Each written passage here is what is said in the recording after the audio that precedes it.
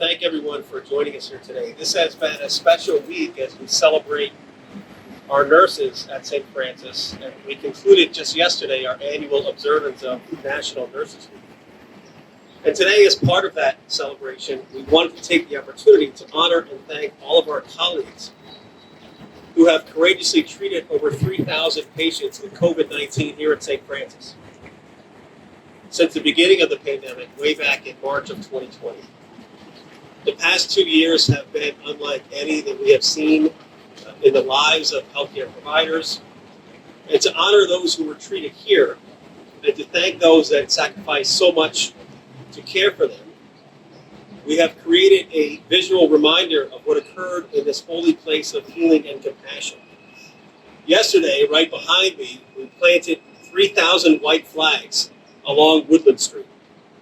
Each flag represents a patient with COVID-19 who was treated here at St. Francis, and it's a stunning representation of how all of our colleagues rose to the occasion as an inspiration to all of us. In order to see the full impact of the display, I'm going to invite you to follow me in a short procession along Woodland Street to see the display, perhaps to pray or recollect, and then to return here for the second part of the program. So we're going to pause now and make a short procession around the flags that you'll be cared for. Thank you.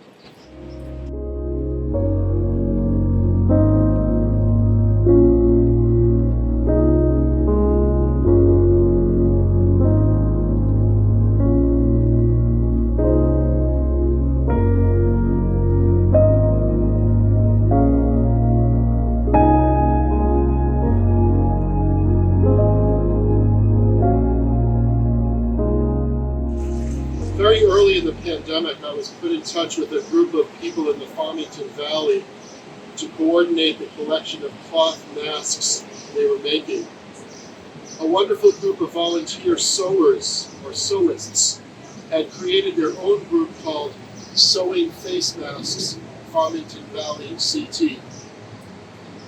I would receive a phone call and be given an address, and I was fairly new to Connecticut, and had no idea where New Hartford, Connecticut was, and had not spent much time in the Farmington Valley, but I got to know those neighborhoods very well. Interestingly enough, I never met any one of the sewists, because in those early stages of the pandemic, we were afraid of everything, if you remember. So I'd go up to porches, sometimes on the front steps of a Chinese restaurant, and someone said, "Go find the bag." So I did that for months at a time, and hundreds and hundreds of those face masks were brought here to St. Francis and to Mount Sinai Hospital for our patients, their family members, our colleagues, and visitors. Now, this amazing group of people would like to acknowledge the role we played in the pandemic, and I'd like to invite Kathy, one of the group's leaders, to come forward. Is it Kathy first? Katie is first. So Katie, if you come forward. Hi everyone, I'm Katie Costolnick. I'm founder of the group. I'm the founder of the group Sewing Face Masks Farmington Valley. I'm honored to be invited here to be part of this event today.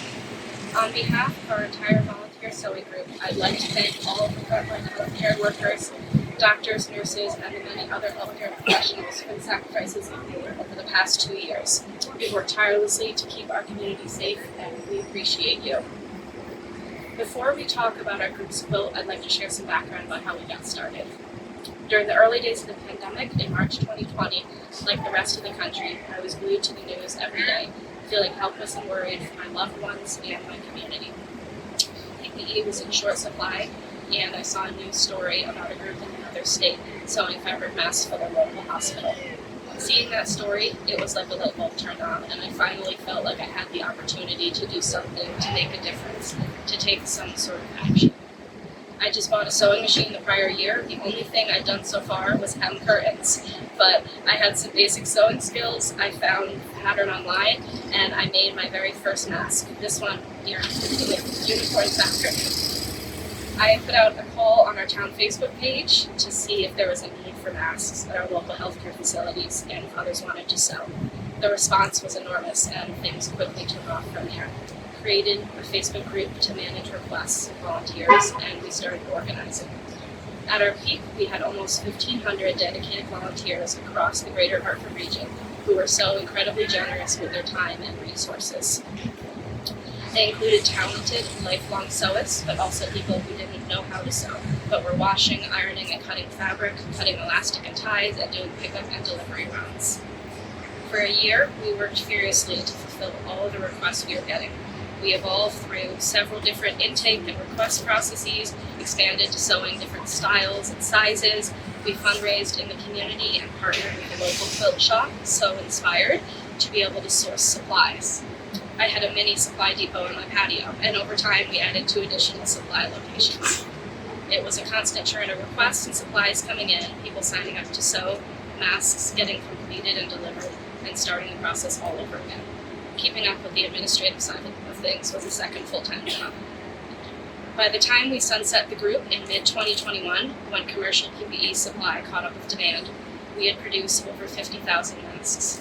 We made donations to every hospital in Connecticut, many in Massachusetts, nursing homes, hospice, doctors' offices, police and fire departments, government offices, correction facilities, schools, senior housing, community groups, nonprofits, and essential businesses. Every mask recipient was so appreciative and thankful, and I know many of our volunteers felt the same way that I did, that having a purpose and being able to help in some way made this time more bearable. While the pandemic has been life-shattering for so many, it's also been a period in history where we truly came together, united in a single purpose, to help protect our community. Now, I'd like to introduce Kathy Maglia, who will talk about the quilt that we're donating.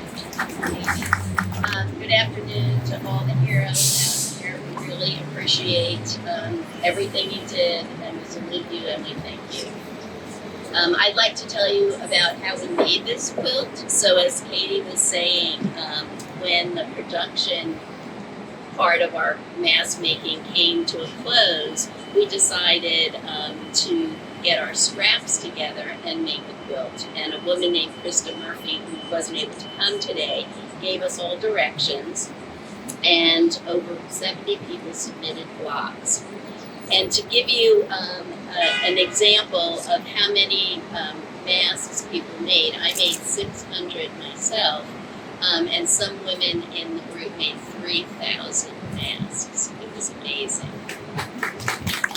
Thank you. So after all these little squares were collected, another member of our group, Peggy Thompson, took over, a talented quilter. She came up with the design of these X's and O's, we call them. And she asked me, Kathy Fallon here, Peggy, and a woman named Carolyn Berman to get together, and we were each assigned a row. So we had 16 blocks, and we each took a row, put them together, got together, and sewed them all together in an afternoon. And Peggy actually also did the quilting for the other companion quilt to its right, or to its left, which was for Katie to acknowledge all of the work that she did with our group. And so one of the things that we thought was actually interesting was, as we picked the border for this quilt, you'll see it has many colors in it, and someone in our quilting group said, "Oh, that kind of actually looks like a virus." So we thought that was interesting. So anyway, we just wanted to say that we're donating this quilt to St. Francis. We hope that when you walk by it, it will remind you of the positive things that came out of the pandemic. The community coming together, all of you, the medical community, being on the front lines and helping save our population, and then the mask makers coming together to do something that we could do with our skill set to help the community, one mask at a time. So we hope that you are reminded of that as you walk by it, and we want to just thank you for all your efforts and your bravery and compassion. So thank you very much.